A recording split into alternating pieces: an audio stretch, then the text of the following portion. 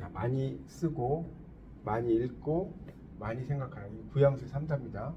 그래서 이 3단인데 이제 여기서 무엇이 될 것인가에 대한 이야기를 하고요. 그래서 시를 여러분이 잘 쓰시려면 어떻다? 많이 읽어야 된다. 누구를? 다른 사람의 시를. 다른 사람의 시를 많이 읽으셔야 됩니다. 됐죠? 그래서 시를 쓴 일과 읽는 일은 별개의 과정이 아니다. 뭐 어렵지 않죠. 여기까지 이제 그런 이야기 써놓은 그 다음에 이제 그 밑에 단락에 보면 한편의 훌륭한 한편의 시는 공감과 동일 시를 불러일으킨다. 여기 밑줄 쳐놓으세요.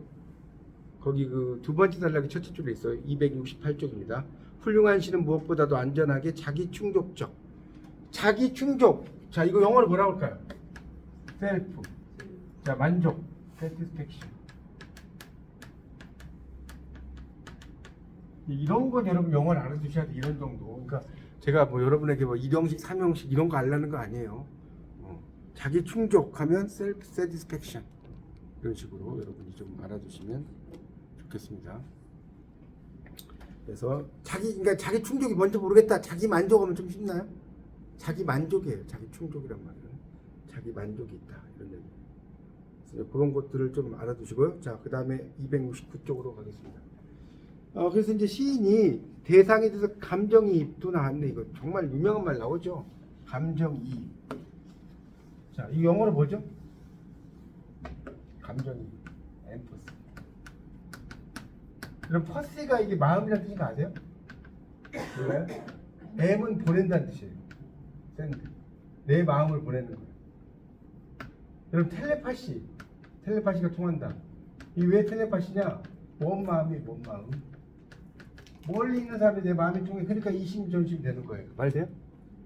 텔레파시가 통한다 이런 말 들어보셨어요? 뭔 마음이라니까? 이심전심 불림문자 심심상인 여마미소 여마시중 구의 별전 뭐 있죠 그런 거.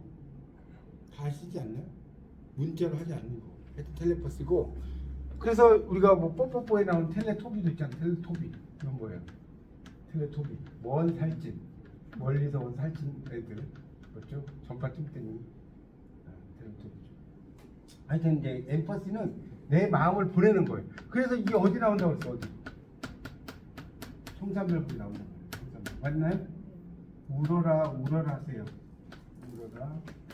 울어라세요. 이걸 번역하라고 그랬더니 울어라 이렇게 막 그 명령문으로 해석을 하는 분이 있어요. 이거 아니에요. 뭐죠? 울어라의 뜻이 뭐예요? 우는구나. 청산별곡에 울어라세요. 자곤 일어 울어라세요. 널나와 시름한 나도 자곤 일어 운이노라. 기억나요? 이 울어라가 너 울어봐 이 뜻이 아니라고요. 우는구나. 그렇죠. 자, 이해가죠? 내 마음이 기쁘면 새가 우는 것이 기쁘게 들릴 것이고, 내 마음이 슬프면 새가 우는 게 어때요? 내가 주식을 투자했는데 막 갑자기 꼬꾸라져가지고 오늘 막 한 몇만 원이 날라갔어. 예를 들어서. 그럼 새가 웃어도 열받잖아요. 그렇죠? 웃는 걸로 안 들리겠죠? 근데 뭐 갑자기 막 내가 뭡니까 비트코인 했는데 막 하루에 막 엄청나게 올라갔어. 그럼 이해하시죠? 예를 드는 거예요.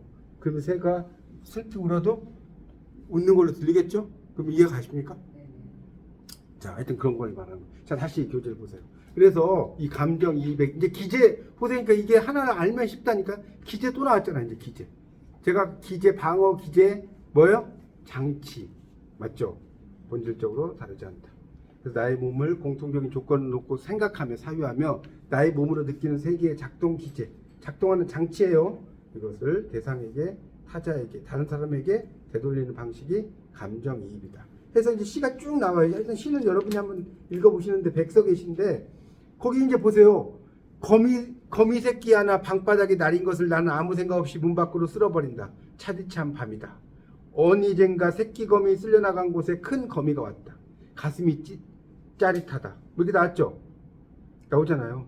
또 큰 거미를 쓸어 문 밖으로 버리며 참 밖이라도 있는 새끼 있는 대로 가라고 하며 서러워한다. 이런 식으로 이 거미를 통해서 어떤 부모 자식의 관계 이런 걸 쓴 것 같지 않아요? 딱 보니까. 그렇죠? 그런 내용의 시입니다. 읽어보세요. 뭐 자세한 건 제가 읽지는 않아도 되겠죠. 넘겨보세요.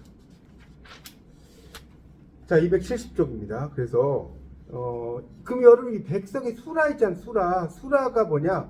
이 수라가 뭐예요? 수라상 수라가 아니에요. 아수라장 난장판이라는 뜻이에요. 이 수라. 얘는 저희 먹었던 수라 예찬 그 수라 아니에요. 아수라장 난장판. 그걸 말하는 거예요. 이 수라는 아수라장 난장판. 그래서 백석의 수라라는 거죠. 자, 그럼 이제 그 밑에 있는 걸 좀 보면서 좀 설명을 좀 드리겠습니다. 그 밑에 뭐라고 나온 걸 좀 같이 읽어보죠. 나는 어느 밤 문 가까운 자리에 누워 몸을 뒤척이고 있어. 이걸 이제 우리가 이런 걸 뭐라고 하죠? 이리 뒤척 저리 뒤척 하는 거. 뭐라고? 비몽사몽? 전전반칙. 뭐 비몽사몽도 되어 있는데 이 뒤척이는 거니까. 맞죠? 전전반칙이라고 들어보셨죠? 그래서 이거를 이제 영어로 뭐라고 하냐면, 영어로 제가 영어 하나 알려드릴게요. I tossed and turned all night. I tossed and turned all night. 난 밤새도록 몰라요. 밤새도록. 제 영어 표현 참 재밌어. 나를 던졌고. 토스했다는 말 들어봤죠? 던졌고 돌렸어. 나는 all night. 밤새도록 나를 던지고 나를 돌렸어. 이게 전전반칙이에요. 여러분 잠이 안 오면 어때요? 이리 갔다 저리 갔다. 만약 그러시잖아요. 그걸 전전반칙이라고 하는 거예요. 한자는 여러분 찾아보세요. 제가 뭐 한자가 있으면 너무 복잡하니까. 그래서 I tossed and turned all night. 알겠죠? 하여튼 그래서 이제 이리저리 저리 뒤척했다는 소리예요. 아시겠죠? 그래서 잠이 오지 않았다는 거예요. 또는 뭐 걱정이 많으면 여러분도 걱정이 있어봐요. 잠이 오지 않죠. 그렇죠? 그런 걸 이야기하는 겁니다. 예를 들어서 뭐 병원에 이제 건강검진을 하러 갔는데 그냥 별 이야기 없으면 괜찮은데 의사가 뭐가 문제가 있어가지고 그런 경우 있잖아요. 한 번 더 받아야 되니까 오세요. 그러면 이거 뭐 무슨 암인가 뭐 하여튼 그럴 거 아닙니까? 예를 들자면 여러분 이해를 시키기 위해서. 그래서 이 새끼거미 한 마리가 방바닥으로 떨어져요. 좁쌀만한 것이 투명한 몸뚱이에 가느다란 다리조차 가누지 못해요. 그러니까 완전히 그 부모가 없는 아이하고 똑같잖아요. 새끼거미는 어미를 잃었고 형제를 잃었다. 혼자다. 그러다 어디선가 새끼거미를 애타게 부르는 어미거미가 손끝에 아물거린다. 나와 거미는 다르지 않다. 보세요. 나와 거미를 동일시하고 있죠. 맞잖아요. 나는 서럽다. 거미에게 어서 나를 떠나 식구들 품으로 돌아가라 내치고 나자 슬프다. 거미는 남모를 마루 한 구석에 혼자 내던져진 것처럼 떠들 것을 아는 탓이다. 이유를 모르고 이 세계에 내던져. 여러분 이 세계에 내던져지는 거를 유식한 말을 뭐라고 하는지 아세요? 네? 이 사르트르가 이야기한 건데 이걸 기투라고 그래. 기투. 이거 알아두세요. 이미 기자. 던질 투자. 그러니까 여기서 던질 투자지만 약간 피동을 해석하는 거예요. 우리는 이미 이 세상에 던져졌어요. 한자는 뭐 사동 피동이 없어요. 그냥 알아서 해석하는 거예요. 그게 한자의 특징인데 이미 여러분 이 세상에 나 이때쯤 나올 테니까 나 던져줘 이래요? 아니죠. 맞잖아요. 난 뭐 조선시대로 가고 싶어 이게 그래서 오신 분은 없잖아요. 그냥 나도 모르게 이 세상 밖으로 나오신 거지. 그렇죠? 그걸 뭐라고 한다고요? 기투라고 그래. 기투. 이런 거 알면 유식하다고 하는 거예요. 그렇죠? 공부는 제가 이야기했죠. 이렇게 있는 척 해보려고 이렇게 공부하는 거예요. 그것도 있습니다. 하여튼 그래서 다시 이제 보겠습니다. 너희들에서 갈 곳을 모르고 떠들고 번뇌 망상 이렇게 시달리죠. 그러니까 우리 인간의 108번뇌라는 게 있지 않습니까? 여러분 그 절에 다니신 분 아시겠지만 108번뇌가 있고 천주교에서도 이렇게 묵주 돌리죠. 그런 거. 그래서 아무 생각 없다가 가슴이 찌릿해졌다. 결국에는 서러워지고 슬퍼진다. 멋있죠. 그런 걸 이야기하는 겁니다. 그래서 이제 밑에 나오죠. 이것도 보세요. 우리가 마사 누스바움이라는 이 사람 법철학자예요. 법철학자인데 공정하게 법을 집행하기 위해서는 법관에게 필요한 것은 공감이 한 통일시다. 그러니까 우리가 법에도 눈물이 있다 이런 말 들어보셨어요? 그게 그런 뜻이에요. 거기다 좀 써놓으세요. 공감이 한 동일시라는 거는 법에도 눈물이 있다란 말 들어보셨잖아요. 그걸 좀 더 유식하게 쓰면 이렇게 쓰는 거예요. 법에도 눈물이 있다. 법은 눈물이 없을 것 같잖아요. 이게 아니라는 거예요. 피해자는 물론 가해자를 위시한 법의 테두리 안에 있는 인간의 존재가 각자에게 맞는 언어로 각자의 상황에 상상력을 발휘해서 공감하고 동일시. 그러니까 법이라고 하는 것은 보세요. 법이 왜 법이냐? 물이 흘러가잖아요. 이게 참 잘 만든 글자예요. 물이 흘러간다. 물이 흘러가는 것처럼 순리대로 뭔가를 이렇게 적용을 해야 돼. 맞죠? 근데 이것도 뭐 유전 무죄, 무전 유죄 이렇게 다 되고 참 그렇게 되기가 쉽지가 않아요. 무슨 말 아시겠죠? 여러 가지로. 어쨌든 법의 의미는 그렇다는 거예요. 법의 의미, 한자적 의미는. 하여튼 그렇습니다. 다시 교재를 보세요. 그래서 이제 누스바움은 도출되는 변화를 시적 정의라고 한다는 거예요. 시적 정의. 그러니까 시적 정의라고 하는 거, 그러니까 문학적 상상력이죠. 문학적인 상상력에 의해서 이제 시가 이제 도출이 되는 겁니다. 그래서 훌륭한 한 편의 시는 인간에게 과연 저 오른쪽 보세요. 어떤 삶을 사는 것이 진정한 자신이 되는 건지 묻는다. 또 어떤 인간이 되고자 하는지를 묻는다. 그렇죠. 훌륭한 시. 그러니까 이것도 결국은 정체성의 문제라고도 할 수 있겠죠. 그래서 이 호르헤 라라이는 정체성은 아이덴티티는 그가 누구인가가 아니라 그가 무엇이 되고자 하는가를 가리킨다고 말하기도 했다. 원래는 아까 후에마이 나는 누구인가니까 그가 누구인가 하면 who is he가 되니까 이것도 정체성이 되잖아요. 근데 그것보다도 무엇이 되고자 하는가 이런 것이 좀 더 명확하다. 뭐 그런 이야기를 써놓은 겁니다. 정체성이라는 것은 그런 이야기 써놓은 거고요. 그래서 쭉 내려가다 보면 거기 밑줄 치세요. 이렇게 하여서 두 줄 밑줄 치세요. 한편의 시는 나는 누구였고 누구인가 묻는 순간에도 나는 무엇이 될 것인가에 대한 질문을 놓지 않는 것이다.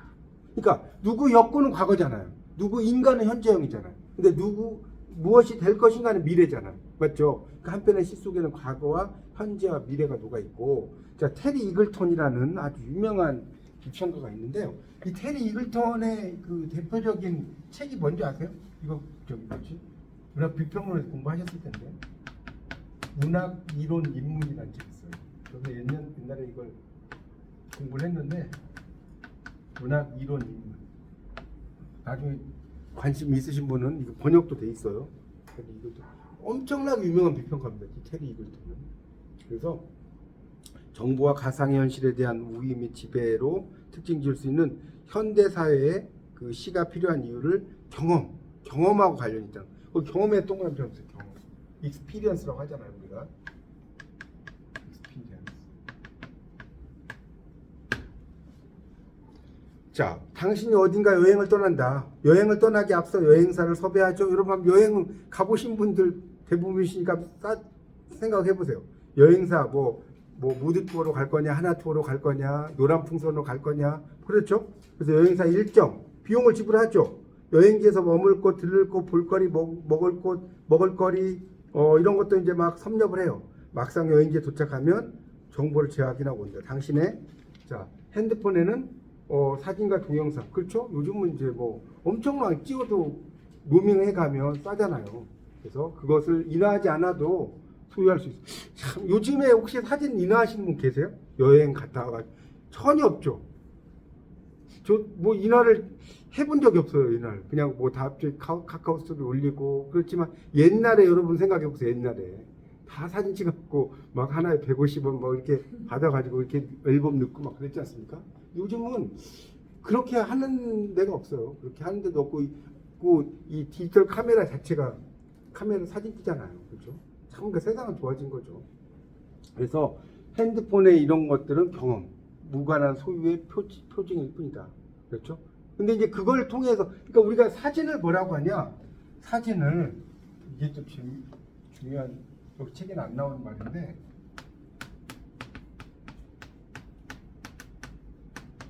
스틸 포인트인데, 스틸이 여기서 무슨 뜻이냐? 스틸?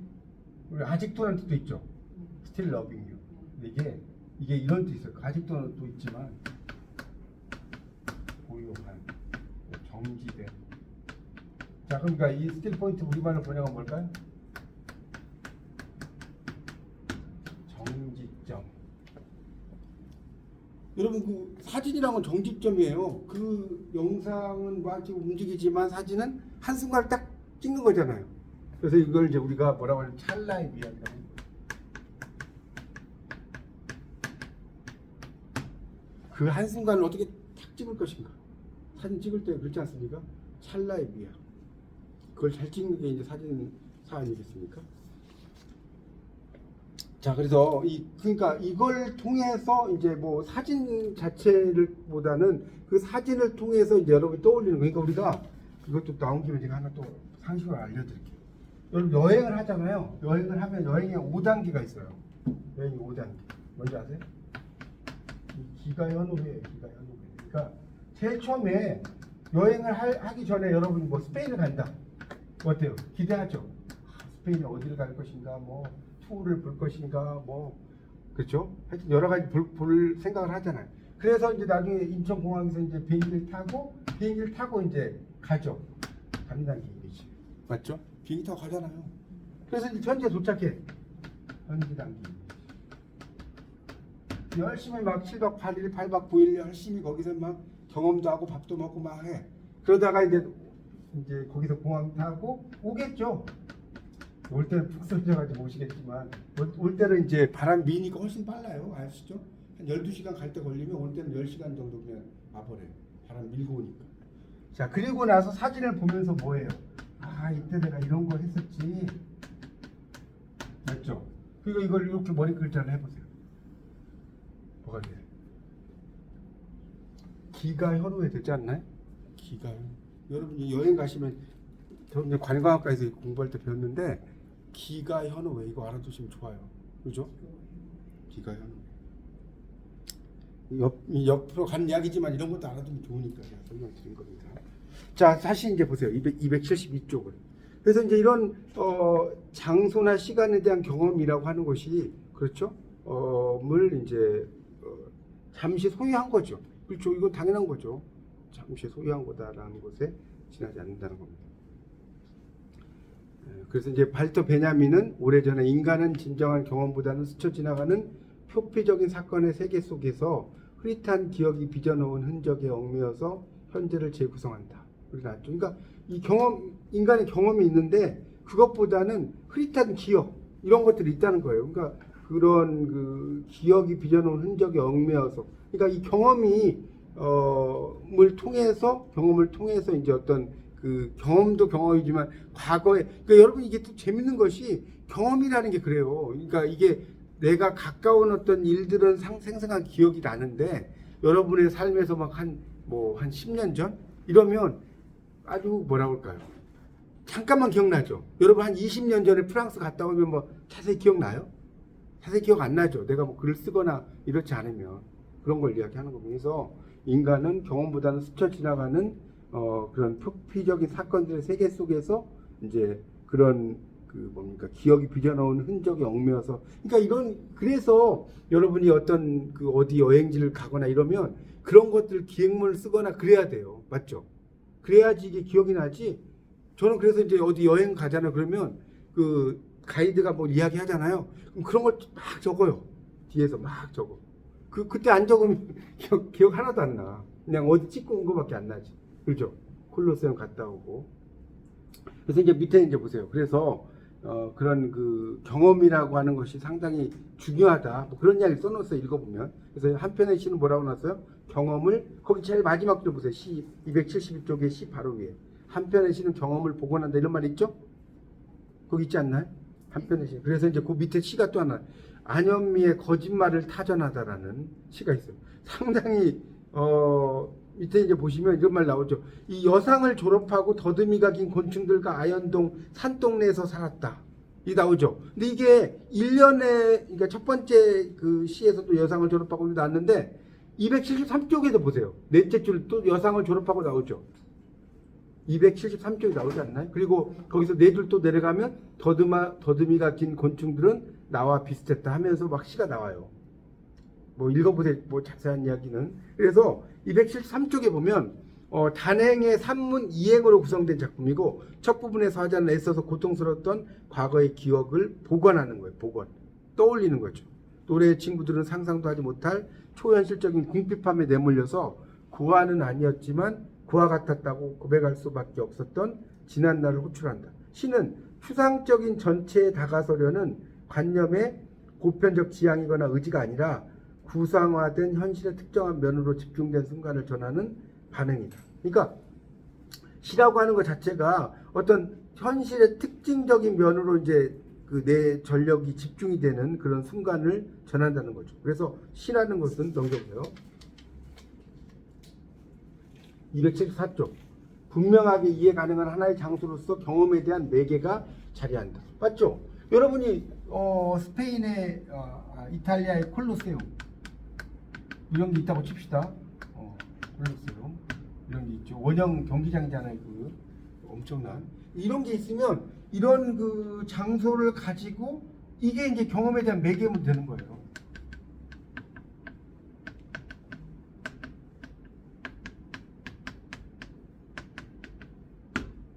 그죠?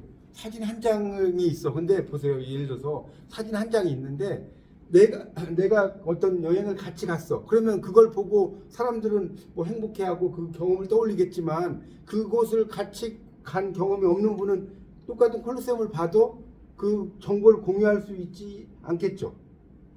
맞나요? 그런 정보에 대한 공유가 없어질 거 아닙니까? 여러분이 같이 어디 여행을 갔는데 그 여행지에 대한 사진을 보면 우리가 여기서 뭐하고 뭐 했지를 알겠지만 그걸 가지 않은 사람은 그냥 사진만 보면 동그라니 그냥 사진 한 장이잖아요. 그걸 이야기하는 겁니다. 그래서 거기 이제 274쪽을 보시면 해리 이글턴 또 나왔습니다. 그 장소에서 우리가 잃어버린 낱낱의 경험이 복원될 수 있다. 그렇죠? 그걸 이야기하는 겁니다. 그래서 가난과 고난이라는 소재를 이제 리듬에 실어서 이야기하고 있다. 그래서 여상을 졸업하고 누군가를 만나 사랑을 하기까지 과정을 겪어가던 시행은 거짓말을 타전하기 시작했다. 더듬더듬 거짓말 같은 시를로 끝낸다.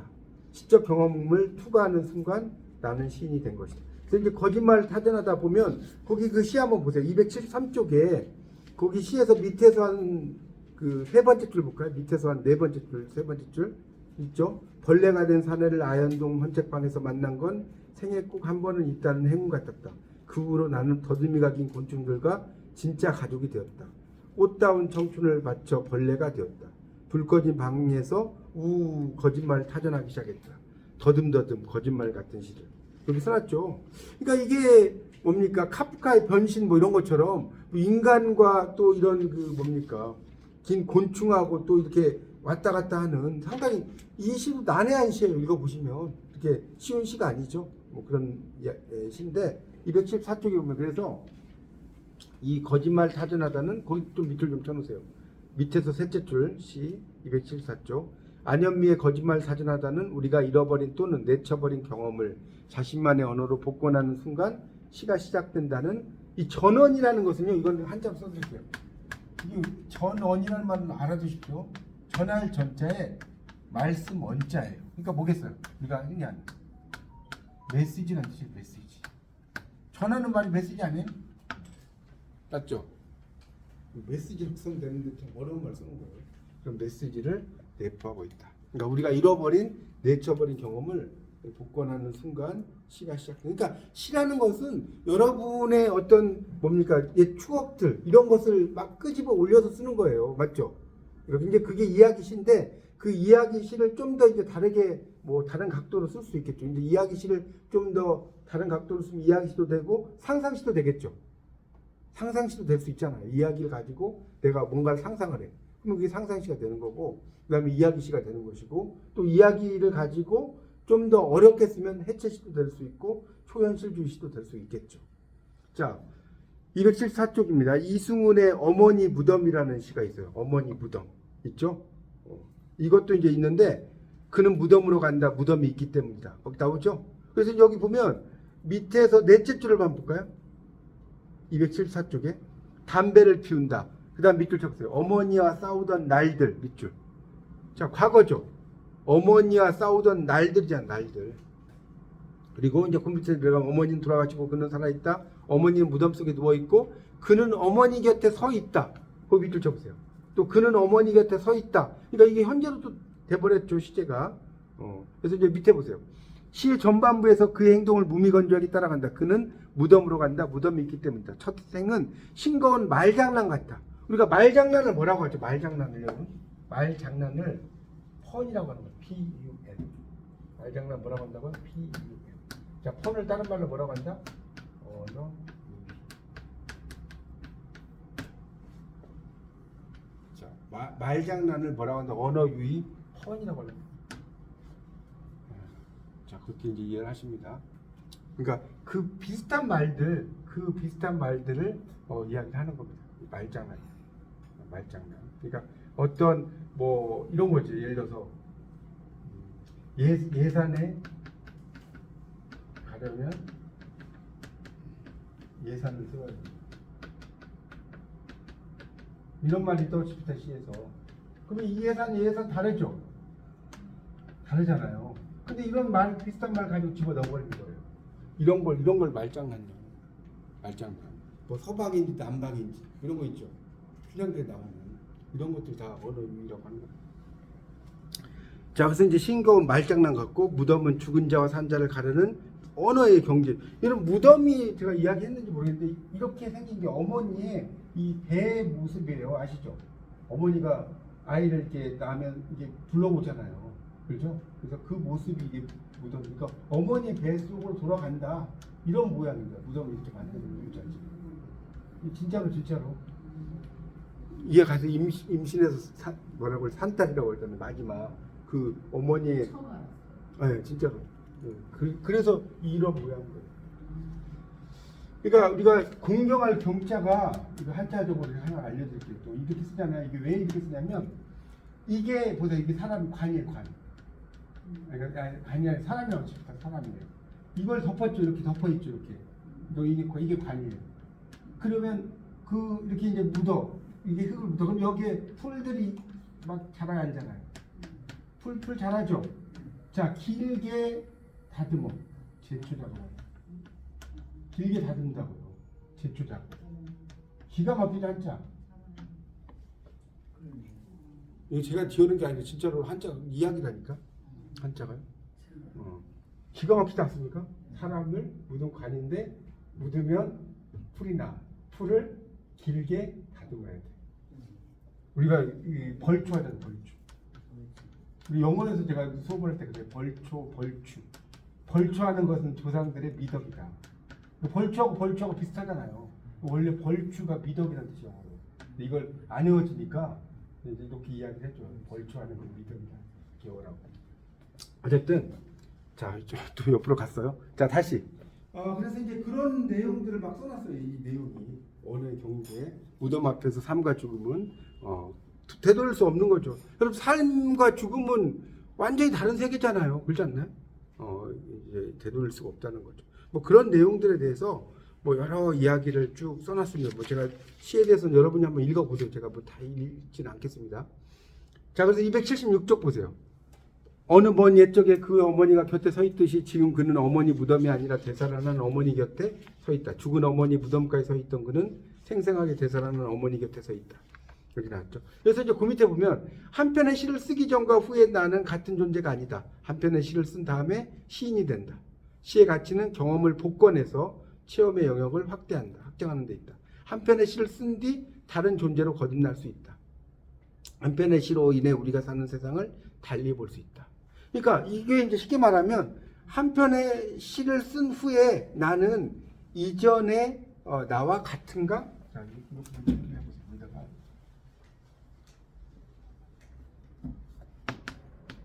한편의 시를 쓴 후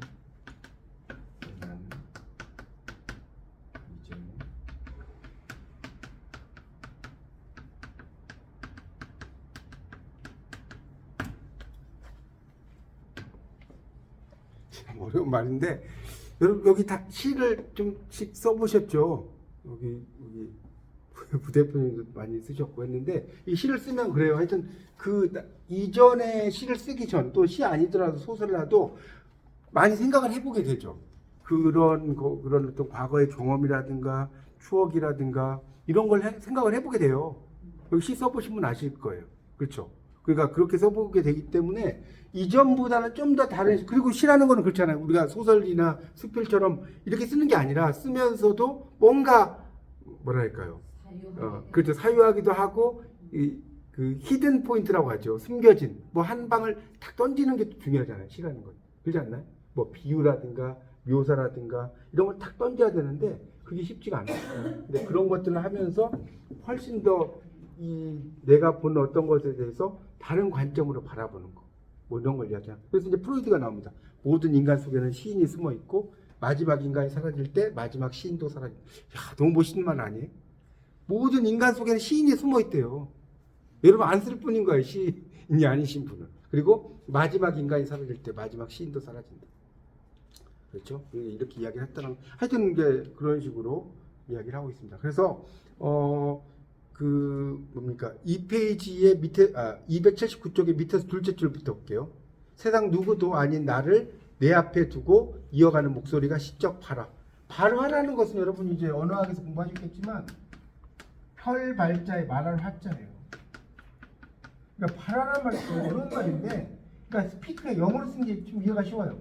스피킹 모르시면 없죠. 스피킹을 모르는 분 없잖아요. 이럴 땐 스피커가 어떻게 말하는 거. 그걸 이제 조금 유식한 말로 발화라고 쓴 거예요. 굳이 뭐 말하기 해도 되는데, 알겠죠? 시적 말하기라는 뜻입니다. 그래서 그 순간 내가 누구인가? 아까 후의 마이라고 했고 정체성이라고 했어요. 그래서 물음을 나는 누구예요 하고 누가 될 것인가로 고쳐서 쓴다 해가지고, 아이는 하루 종일 색칠 공부책을 칠한다 해가지고 쭉 나오는 이야기는 여러분 읽어보세요. 제가 다 읽진 않겠습니다. 자, 뒤로 넘겨보세요. 278쪽. 시의 제목은 제도이다. 나오죠. 278쪽이에요. 엄마와 딸이 함께 하는 색칠 공부 시간인가 보다. 도화지에 그려진 밑그림의 금이 곧 제도다. 그렇죠. 밑그림의 금. 시에서 엄마는 딸에게 반성과 참회의 선언을 반복한다. 선언은 발랄해지고 목청에는 힘이 들어가고 힘이 들어갈수록 외쳐 부르는 노래. 시는 무슨 말 하고 싶은 것 같은가? 이제 시 속에 색칠하고 있는 아이는 무사히 색칠 공부를 마칠 것인가? 이렇게 나왔죠. 어떤 말을 할 것인가? 그래서 이승훈의 그런 그 어머니의 무덤을 읽으면서 존재, 죽음을 말하지 않고, 존재, 죽음이라고 말하지 않고 무덤이 있다라고 말하는 것을 보았다. 바로 그 있음은 한가운데에서 삶과 죽음의 경계마저 허물어지는 그런 순간이라는 거죠. 그러니까 이 무덤이라는 게 여러분 생각해 보세요. 무덤을 보면 이게 참 재밌는 게, 무덤이 요즘에는 무덤이 없는 경우도 있지만 하여튼 옛날에는 무덤도 있잖아요. 그렇죠? 근데 하여튼 무덤을 가면 여기는 생의 영역이고, 그렇죠? 여기는 사의 영역이에요. 그러니까 결국 생과 사의 영역이 이렇게 함께 있는 거죠.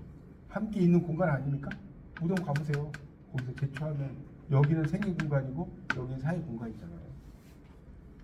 자, 그래서 그 오른쪽에 279쪽을 보겠습니다. 279쪽. 그 위에는 읽어보시고, 황현사는 스테판 말라름의 시집을 옮긴 뒤 옮긴 이의 글 끝에다가, 말미는 끝이죠. 이렇게 썼다는 거예요. 중요한 것은 끝까지 간다는 것이리라. 생각하는 것에 끝까지 간다는 것은 인간적인 것이 아닐 수도 있다. 그러나 인간 너머를 생각하지 않는 인간은 인간적인 삶은 없다. 게다가 지금 인간적이라고 믿고 있는 것이 항상 인간적인 것은 아니다. 부분부정이죠. 부자는 항상 행복하지 않다라고 하면 완전 부정이에요. 맞죠? 부자는 항상 행복하지 않다. 부자가 항상 행복하지 않은 건 아니죠. 여러분 돈 있으면 얼마나 편합니까? 내가 하고 싶은 거 다 하고 막. 근데 부자라도 못 고칠 수 있는 게 있죠. 그렇지 않나요? 나는 부자면 모든 게 다 되지만 부자가 항상 행복한 건 아니잖아요. 뭐 재벌들, 2세 뭐 이런 경우도 보면 행복할 것 같지만, 구체적인 말 안 해도 항상 행복할 것 같지만 안 하죠. 맞잖아요. 뭐 재산이 막 수십조 뭐 이렇게 돼도 불행한. 여기서도 이제 항상 인간적인 것은 아니다니까 부분부정이라고. 지난 역사를 돌아보면 극도로 비정한 삶을 인간의 운명이라고 생각할 때도 있었다. 그래서 시는 패배를 말하는 시까지도 패배주의에 대한 반대한다. 어떤 정황에서도 주저앉지 말라고 말할 수 있는 용기가 시의 행복이며 윤리이다. 그러니까 시라는 것은 여러분 시 공부해 보시면 알겠지만 뭔가 이렇게 희망이나 용기를 주는 게 좋다는 거예요. 시 속에. 시는 용기, 희망, 긍정의 전원. 이제 이걸 이제 좀 더 유식한 말로 이걸 긍정의 메시지라고 해도 되고 전원이라고 해도 되고. 맞죠? 아까 전원 설명했잖아요. 한자. 긍정의 전원이 오는 게 좋다는 거예요. 물론 이제 긍정의 전원이 안 오는 시도 있겠죠. 그런데 긍정의 전원이 와야지 좋은 거죠. 희망. 판도라의 상자가 그런 거 아닙니까? 판도라의 상자에서 다 나쁜 게 빠졌지만 마지막 희망이 올라오는 거 아니에요? 판도라의 상자라는 게. 그래서 그 밑에 독일 시인 위르겐 테오발디 역시 시의 역할은 용기를 주고 힘을 주는 거다. 누군가가 오랜 변비 끝에 화장실에 들렀어요. 신문 기통에 실린 시를 읽다가 정신이 팔려 이를 보는 것도 잊었어. 그래서 우리 중 누군가가 점심시간에 식당에 앉았다. 넘겨보세요. 그러니까 신문 기통에 실린 시의 넋을 읽고 있어요. 그러니까 거기에 빠지는 거죠. 이런 걸 우리가 뭐라고 하죠? 몰입이요. 맞나요? 몰입은 영어로 뭐라고 하죠? 플로우라고. 뭔가에 빠졌다. 그래서 나는 시에 빠졌다. 해볼까요? I'm into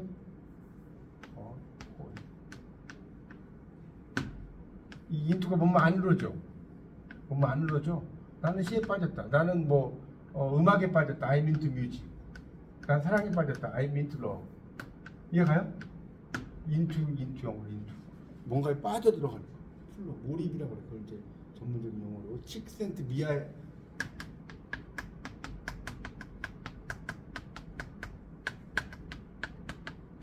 이 칙센트 미아이라는 유명한 그 심리학자가 몰입을 주장을 하는데, 그러니까 이 정말 여러분 몰입을 하려면 여러분 생활의 달인 이런 거 보셨나요?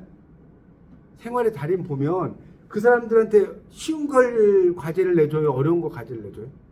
엄청 어려운 거 과제 내주잖아요. 근데 우리는 못하지만 그런 사람들은 어려운 걸 과제를 해야 재밌죠.